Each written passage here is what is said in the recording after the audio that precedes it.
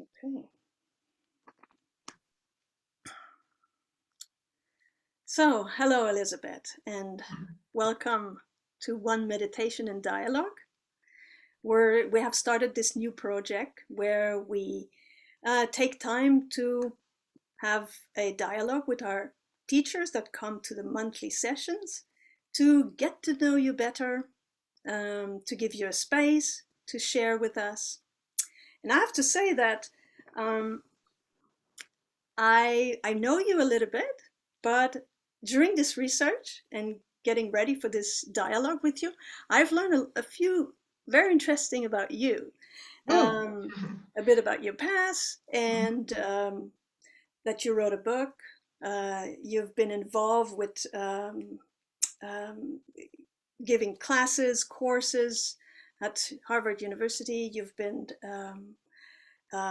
asked for many different organizations to support them in that in that topic of gender and evolution, culture evolution, which is fascinating. I have to Mhm. say, I watched a few videos and documentary, and very fascinating. And so, of course, for today, our intention, like I said, is a bit to get to know you better on your personal journey and bring also the meditation, culture evolution are coming together as being human through your passion, your work, which is dialogue, writing, coming together. So that's a little bit what we want to touch into. Um, Okay. so, Thanks, Manon. I'm excited about doing this, and I appreciate your giving me and the other people who are guiding meditation on your platform some space to say hello to your audience. yeah, that's fascinating that you've been from the beginning almost coming. And Hmm. so we're very, very grateful. This platform, as you say, it's only once a month, but it's evolving, and we got involved together in different ways in the project that you have with the One World Bearing Witness, Hmm. which is quite an event. Hmm. And we've worked in this way. We got to be in the same space, and so I would like, yeah, to start with, I'm curious, from Harvard University, doctor of gender and cultural evolution, to now a dialogue practice, meditation, coming together beyond gender. Um, yeah, tell us a little bit your journey. Hmm. Sure. I think you actually named it. But the I guess since I was very young, the question of gender or the roles that men and women have, or the ways human beings are distorted by gender expectations, by the roles that society asks us to play, that has been something that's been very was very clear to me. Hmm. And I think it has to do with my parents' marriage, Okay. which was not a good one. Hmm. Um, and there, though, that you could have two people that at one point loved each other, kind of twisted around these different roles, these different expectations, um, and not being uh, it seemed that we were set up in opposition to each other, which we are actually. You know, the masculine and feminine are polarities. What does that mean? You know, what does it mean that I am the polar opposite of my male partner? Mm-hmm. What could that possibly mean? I mean, being the opposite sex, or or talking about the opposite sex. Yeah. It's like, opposite to what? Hmm. You Yeah. know, are we not both human? Hmm. You know, what does it mean, you know, if masculine and feminine are opposites, then how are we human together? I mean, that's when you get into my better half. I need to find my soulmate to complete myself because I am female and feminine and therefore am missing all these parts that go with the masculine. It's Mm, it's all yeah. it's all very distorted, and I think profoundly distorts our shared humanity. And so I mean, I was an activist. I was, yeah, a feminist activist. I did all kinds of, I kind of went every pathway that the culture offered to answer this question. I ended up going to Harvard to study human development in order to find out, well, where is it? How is it that this gets set in? How do these patterns get created? Are they innate or are they not? Where would you interrupt to break this open? And I found that psychology didn't really have an answer, or the answer that they had was actually quite implicating. That girls and boys grow up in the culture that we create as adults. Mm, They are that the division between nurture and nature, you know, whether something is biological and or cultural, is not at all clear. that's a very interesting point, exactly, because it's not clear. And still, what, how I hear you, how can there's no clear um, line between our growth and the culture in which we grow up in, this Yeah, individuation or this individuality and the culture. It seems that this is very uh, yeah, we can't separate that. no, So, no. I used to say, you know, I would never grow up to be a Maori warrior. mhm, And it's like, I can't. And although if I were growing up in New Zealand, in a village, in a community that was Maori, I would. yeah, exactly.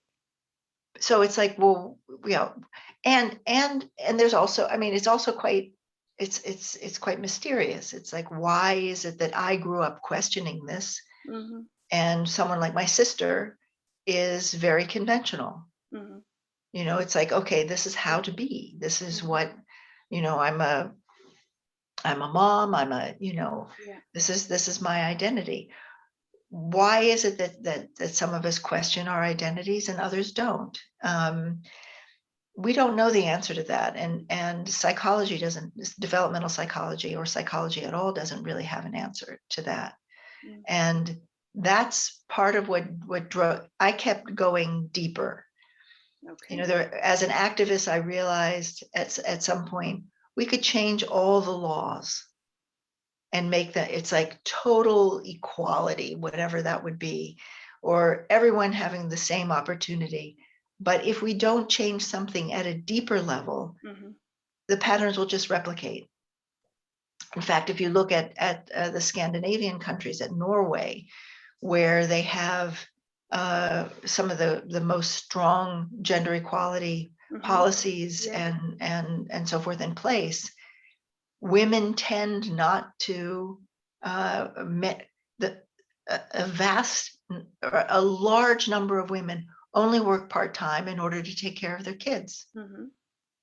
So does that mean that this role of mother is the one that women prefer?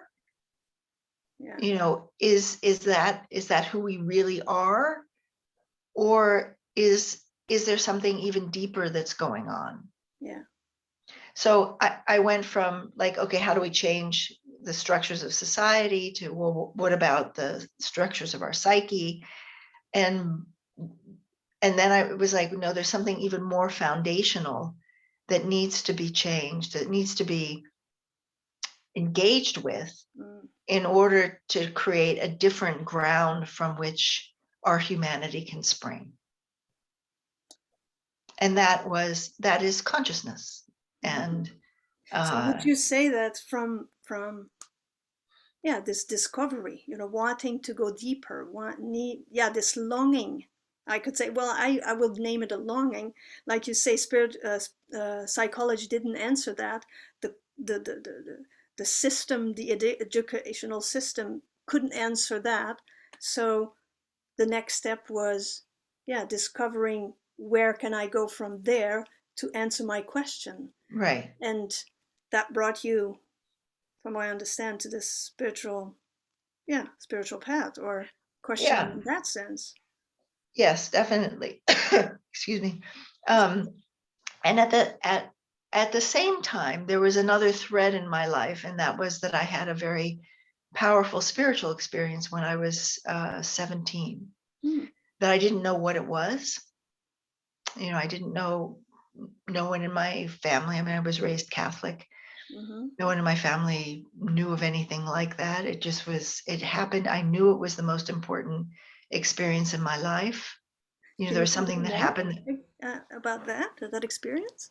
Well, it was, I was writing. I was trying to finish an assignment for school where we had to write poetry. And I was like, how am I going to do this? And I snuck out of my bedroom and was sitting on the floor in the dining room looking out the window at the moon. And all of a sudden everything just sort of dropped and also came into focus in a different way. I recognized the absolute interconnectedness and oneness of all. And I was like, wow, that was amazing. And what was interesting is that then I had this spurt of inspiration and just wrote all these poems, handed them into my teacher. And 2 days later, she said, could you read these to the class? And then she took me under her wing and she said, there's something special here. Wow. You have a gift, that become Mm, part of. She said, okay, become part of our literary magazine in the school, and da da da da. yeah. So that was the beginning of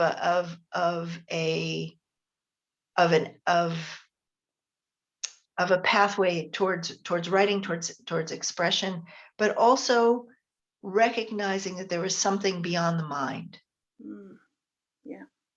There was something powerful beyond the mind, and that there was a way in which one had to kind of let go of, or kind of drop the categories of thinking in order to find something deeper. So I didn't put these two things together hmm for most of my life.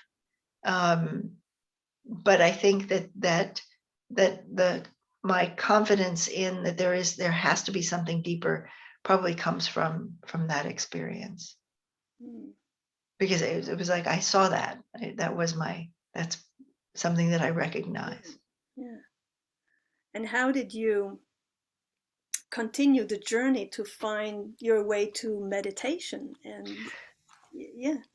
Well, I mean, I meditation came in a bunch of different ways. A friend taught me, was a Zen nun, and taught me Zen meditation.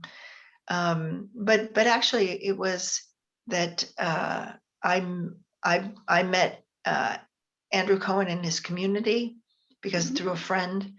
And I was and we did a lot of practice there.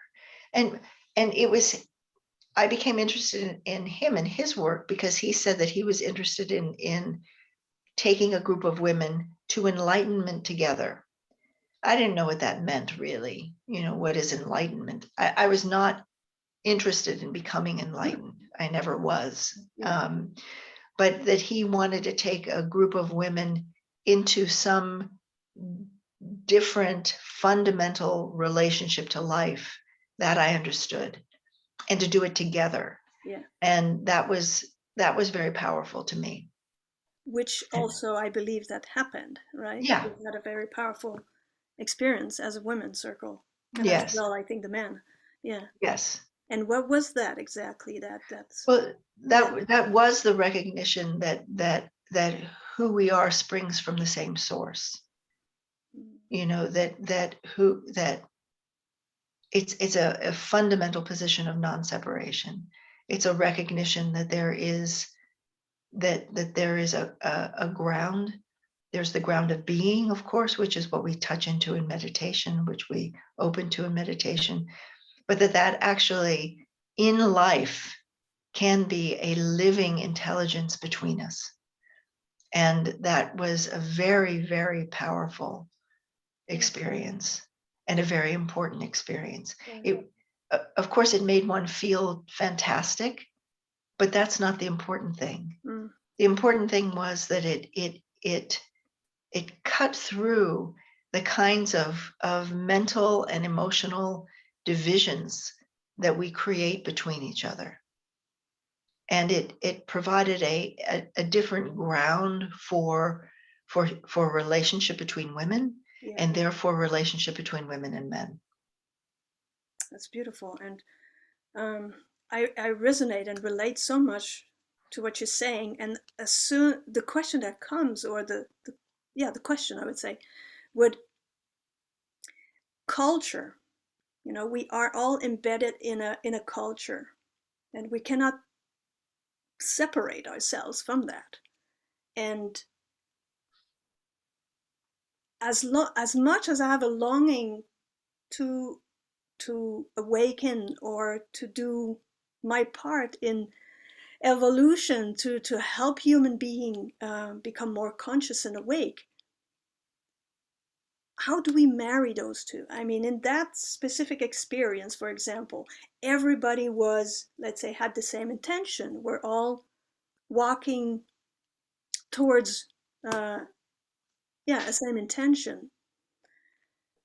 um, how do we marry this day-to-day life in our surrounding with whatever we do, job, family, relationship, to this deeper longing? Because I do believe, and I'm sure you do, that everybody somehow has this intention, some more clearly, less. I think some people are very far away from it, but Mm-hmm. I think, but most people probably who come to one meditation are feel this longing.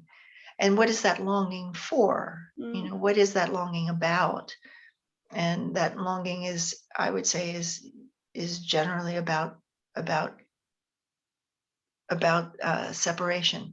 It's about it's a longing toward ultimate connection, ultimate creation, being not separate from the life process, from the mystery of life, being an expression of that, Yes. allowing that to take over one's motive for being. But I would come back to your question Mm-hmm.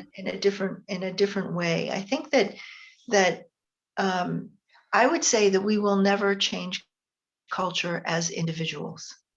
Okay, that's interesting. Yeah. That if I am really Mm-hmm. ensconced in and you know holding to my position as a separate individual and looking out for my journey, Mm-hmm. looking out for my personal experience, wanting to feel better, wanting to heal myself, Yeah. feeling this is the only way that I'm going to be able to do X. I'm not ready yet because I need to do this and that and the other thing to heal myself, to feel better, to da da da da. If we're in that mode, it won't happen. Mm-hmm. And it's not that powerful things don't happen in context of healing or psychotherapy or whatever, Mm-hmm. but the fundamental frame of reference is separation. Yeah. And the longing is about connection. The longing is about connection, and yet yet we're hanging on to my separate self, Yeah. or what is my journey. Yeah. The reason why the collective or dialogue is so important to culture change is that it is built on a foundation of non-separation, of togetherness. Mm-hmm. We are in dialogue in this right now in a way that where where neither of us where we have to be in this together in order to create something. It's not, you're not coming at me with an agenda. I mean, you want me to speak and so forth, but you're not taking a position of separation from me. We're Mm. trying to find something out together. It happens to be about my life, but it also holds the questions that you have. Mm. And it's from that togetherness that culture is created. Culture is a collective. Yes. Mm. And if one insists on my own individual interior experience as the thing that I'm protecting and looking at and whatever, Mm. then that potential for something different to manifest between us is sorely limited.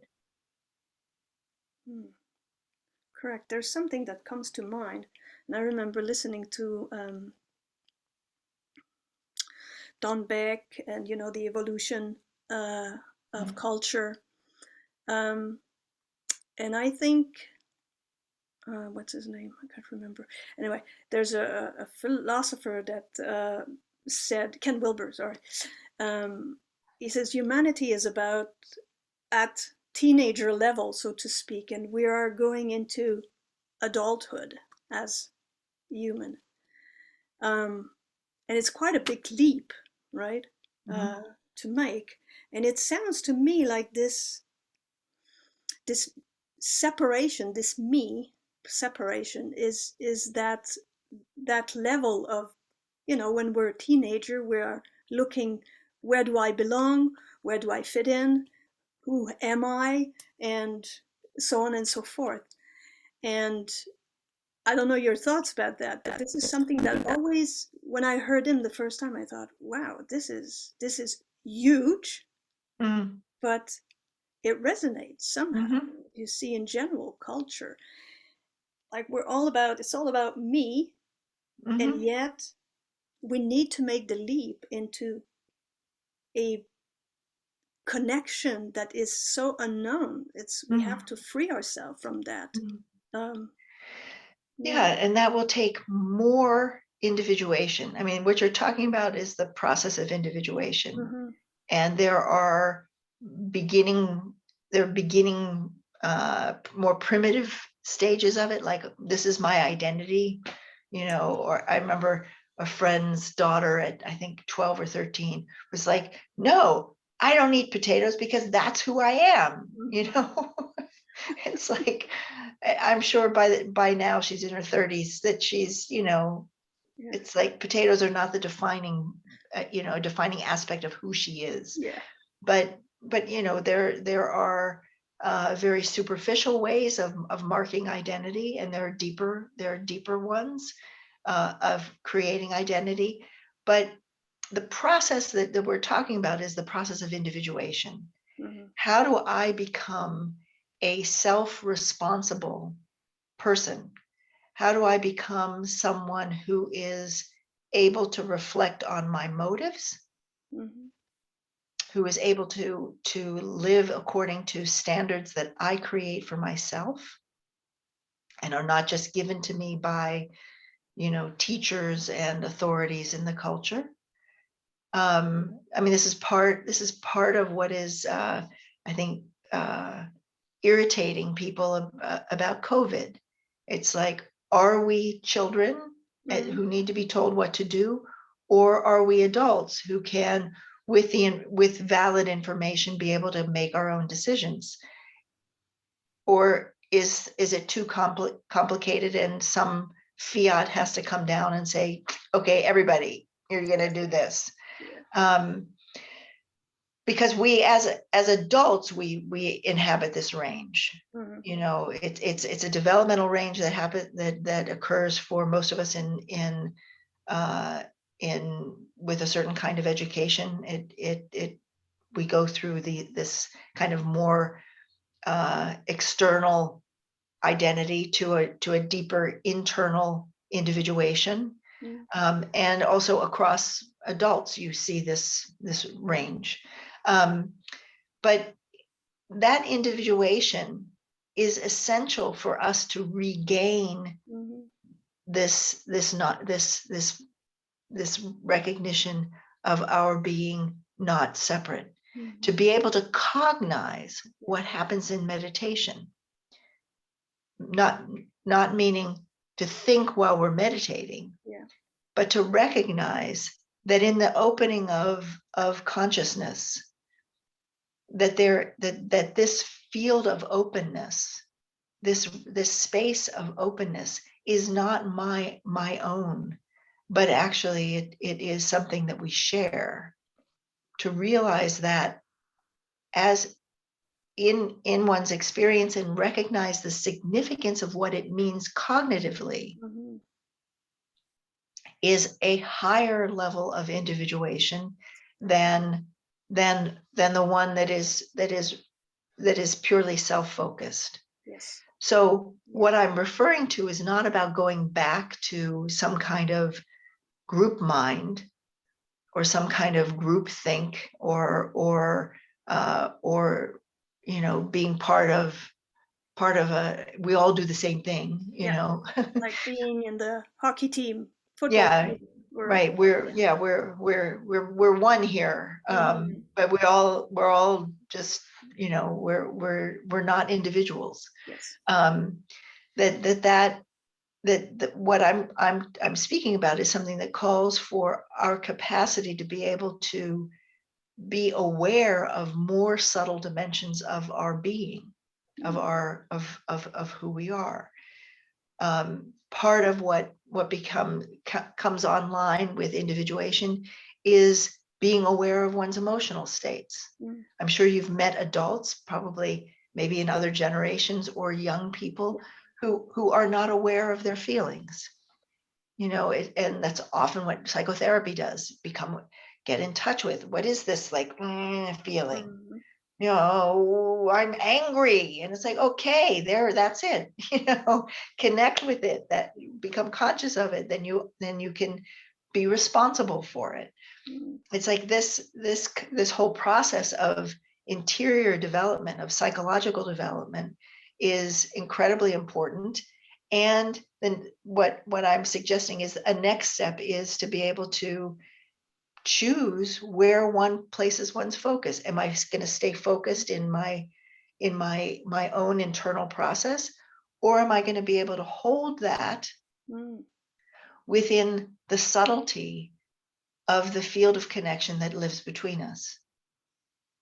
And that's what our dialogue work, which we call emergent dialogue, is working towards.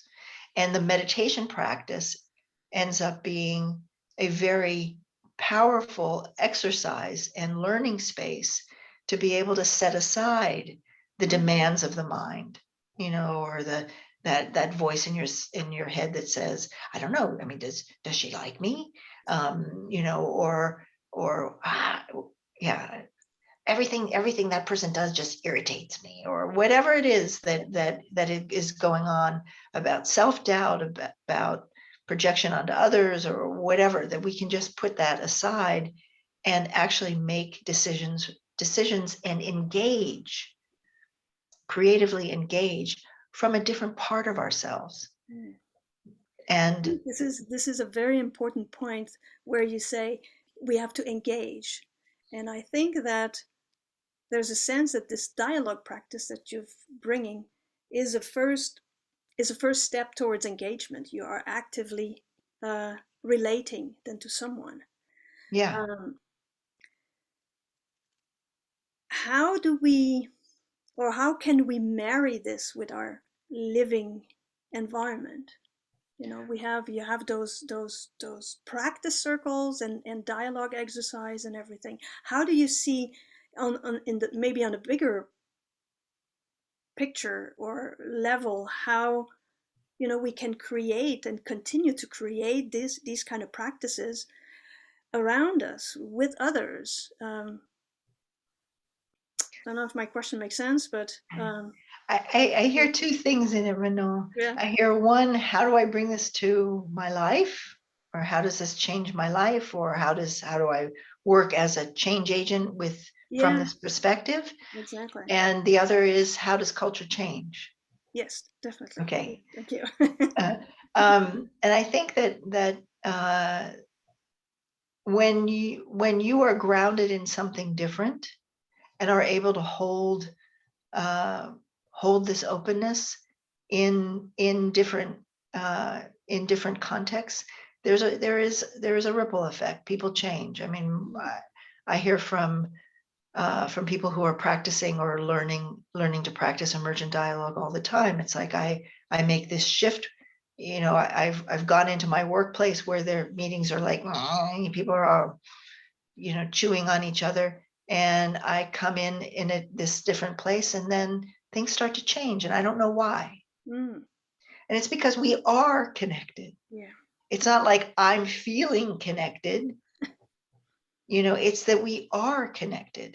If I come at you with aggression and separation and whatever, it's like you have a response to that. It disturbs your field. It disturbs something in your being, because you're feeling the fragmentation and separation. um it's it's I've been thinking lately, there's all this talk about mirror neurons, that the reason Mm, why we are able to be empathic is because we have these neurons so as if there's nothing else to it, or that anything in relationship is projection. And it's like, that's just not true. mm, That's not true. We are already related. We are already connected. And that's fundamental. We are at the point where we're able to experience that and hold that in awareness. mm, And holding it in awareness makes it much easier to act from that truth, yes. than when it's just an idea in our head. So I mean, emergent dialogue is to develop the actual sensing capacity and awareness to be able to hold this non-separation in life together, Mm, and not to say, oh, I know we're all one, but I'm me and you're you. Yeah. And of course I'm me and you're you. yeah. And even in what I'm talking about, you're going to be you and I'm going to be me. But what is it that we actually share? Yeah. What is it that we actually are in together? That's what we're looking at. And so then one can take that anywhere. Yes. But getting back to the other question, um, we don't know how culture changes. Mm, We have no idea. All the activists are like, okay, we pound on this, and or whatever, or the French Revolution. It's like, okay, if you're willing to storm, the king's chamber and cut his head off, then you change things. Well, mm, no, that mm, doesn't seem to be that doesn't seem to be the way things change. The cognitive scientist, he's from Toronto, Jean Vervecke. yeah. I heard. He says that, yeah, he's amazing. He says that his reading of culture change is that it's not by trying to take on the structures that change. What happens is you get, if a small group of people or small groups of people come together in something that is more alive, Mm, more exciting, more creative, has more potential, has more meaning than what is there in the rest of culture, that very quickly these small groups will become attractors and attract others, and then from the bottom up mm-hmm. things change. Yeah. And I think that seems accurate to me. If you look at the Axial Age and the birth of the great religions, if you look at what happened with Christianity in Rome, Mm-hmm. I mean, sure, there are a lot of analyses about the economics and da da da and so forth, but fundamentally there was something that that alarmed and intrigued and blew away the Romans. It's like, why are these people in ecstasy as they're being killed? Mm, Like, yeah. what is that? What are they on? You know, It's very interesting. I'm sorry, I don't know if you wanted to add well, I something. just wanted just to wrap that up, that Yeah. it's there's a contagion, and we're seeing that. We see that with our work, which is often called we space work, Hmm. that there is a hunger Yeah. in these progressive, uh yeah, with you know uh which gen is it? uh, the millennials, Yeah. you see a hunger for co-working, co-living, we space, you Definitely. know, more intimate conversation. How do we circling? Hmm. That these are all practices or things that are very related to what we're talking about in emergent dialogue. Yeah. Um, but it's the recognition, we cannot do this as individuals. There's some new way that we have to come together. That's something that's rippling across the edge of culture. That's not an accident. Yeah. That's because this potentiality wants expression through us. It seems that there's a like in meditation, you sit and you have the ideas, your mind is going, and you choose not to focus on it, to let it be. Right. And what you're talking about is what is on the edge of culture. I think more we awaken, more we can choose where we want to put our attention on. And I Right. remember a teacher, I can't remember who it is, I think it's Jeff Carrera, who said, imagine we have learned in history, actually we know from history only from um, war. History, or our history, is also always related to war, Mm, culture in war, the French Revolution, this and that. right. It's always about war. And he said, imagine what would it be if we would find out, or try to find out, groups that came together and where new ideas emerge. What if our past, or we would, yeah, put our intention on that? I would be very curious, just as as curiosity. Where does those idea came from? Which group gave birth to this and that group and that group? Mm, Where would it take us? mm, Where would, yeah. on Mm, a personal level, or just human beings, where would it take us, yeah. by putting the attention on something completely different Right. than separation, because war is Right. separation, right? Yeah. Yeah, I think that's a really cool question. And Hmm. I would direct you to Gary Lockman's work. Okay.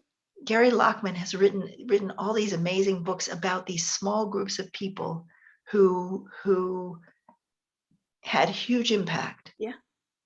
And like the group around C.G. Jung, Yeah. or Rudolf Steiner, Right. how new ideas came into the culture through, I mean, this is the Margaret Mead quote, right? Never doubt that a small group of people can change the world, because that's all that ever has Yes. changed the Yeah. world. Exactly. Yeah. So, but it requires one to think in a different way. You can't think in our atomistic separate way. Hmm. Like, okay, well then if I have two people and then I get four and then those four get three more, Hmm. it's not it's there's a contagion effect of, I would call it, new forms of love. Hmm. And I think that what it is that moves people and transforms people are openings to new forms of love. And I think that's what happened with the birth of Christianity. Yeah. Or just the People, example from your retreat, from this deep love between Clara and Francis. Francis, yeah, It's beyond romantic yes, love. that we know Right. of, and we're still very much related to Yeah. in our culture, actually. But romantic love was a fiery new thing also, starting with the Yeah. starting with the troubadours and uh, i- in the whole ideal of courtly love, but the love between individuals and the selection of one's own mate. Hmm.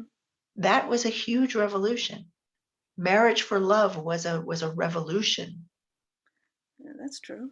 Yeah, I mean, it I didn't didn't know. exist. It Yeah. didn't exist before.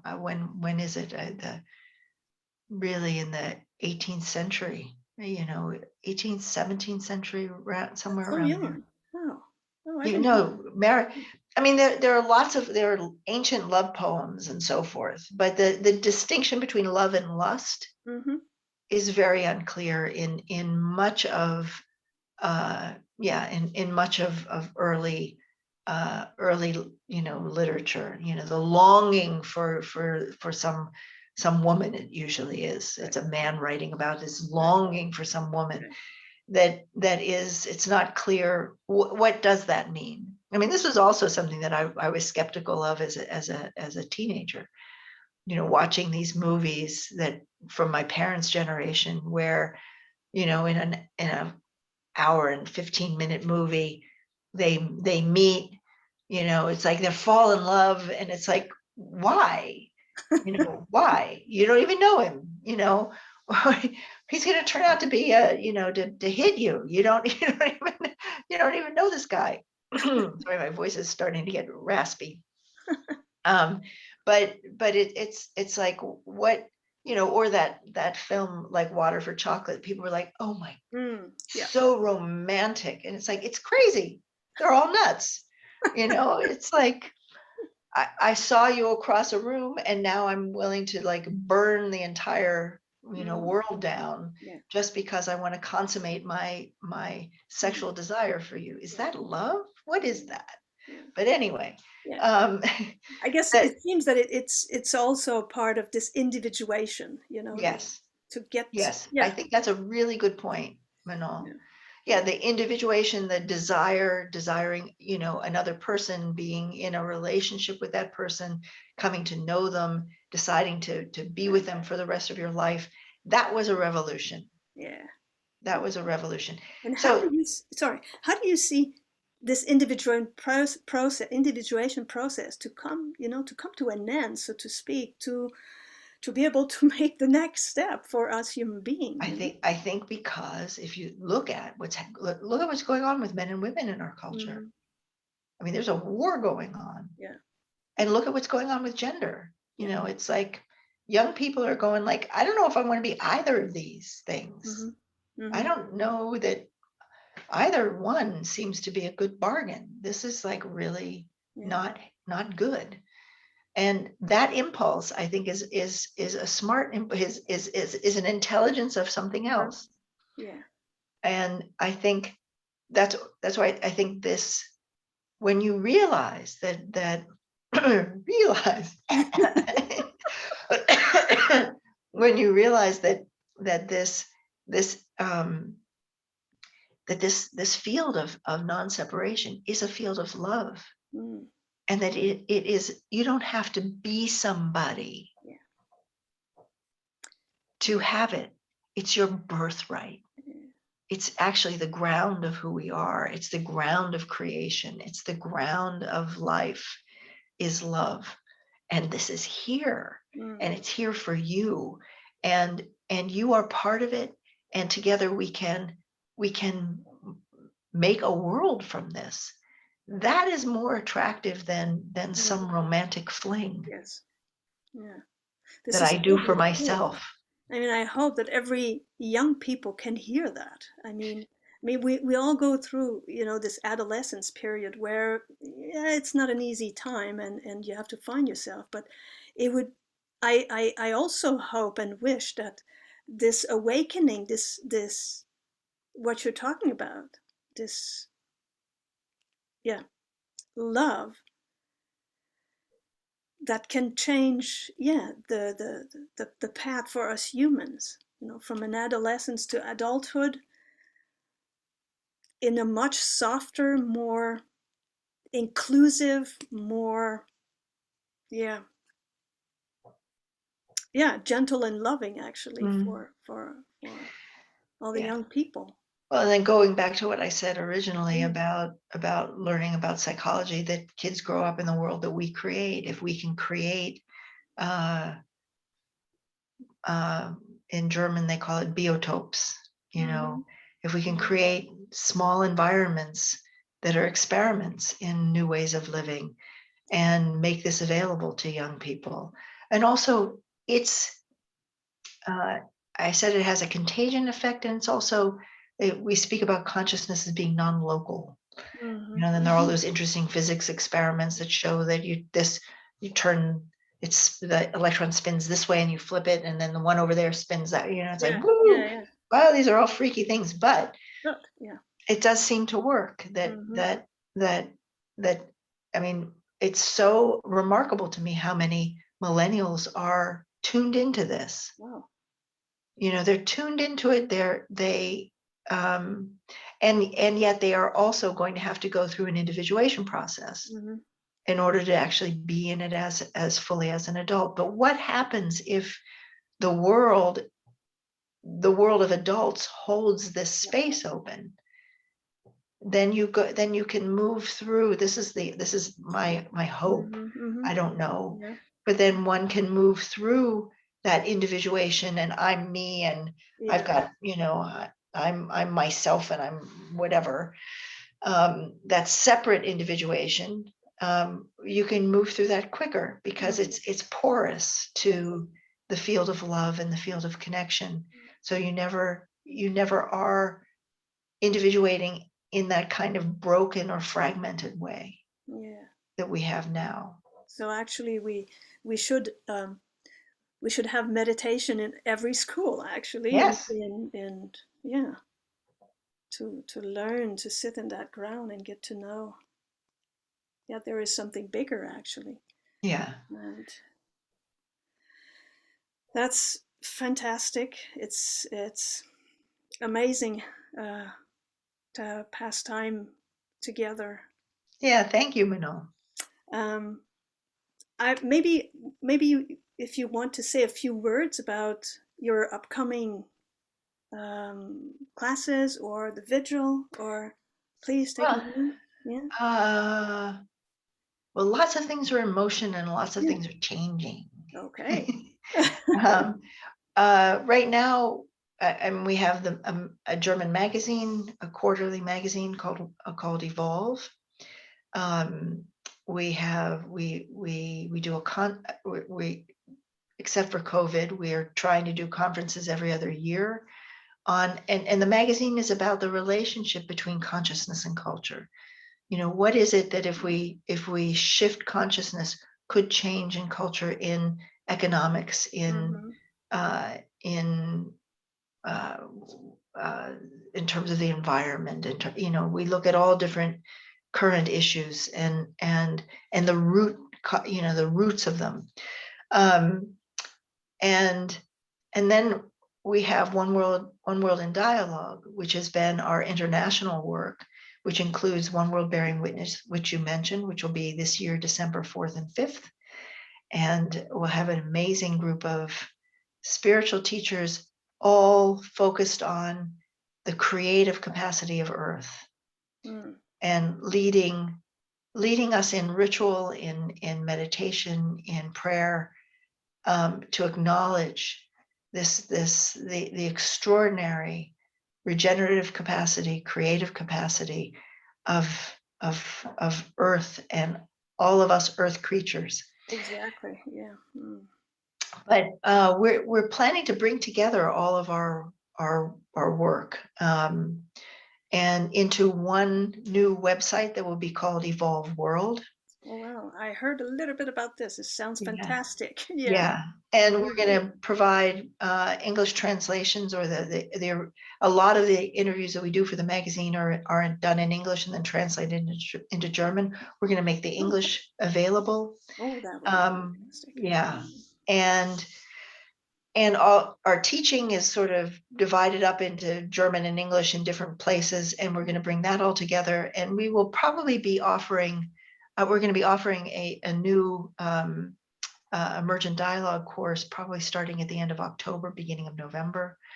And yeah, that Fantastic. we're So that's great. I will, at the end of this recording, this video, we will put up all the links. So if people great, are interested, they can visit your work and get some more information for them to join you. Yeah. great.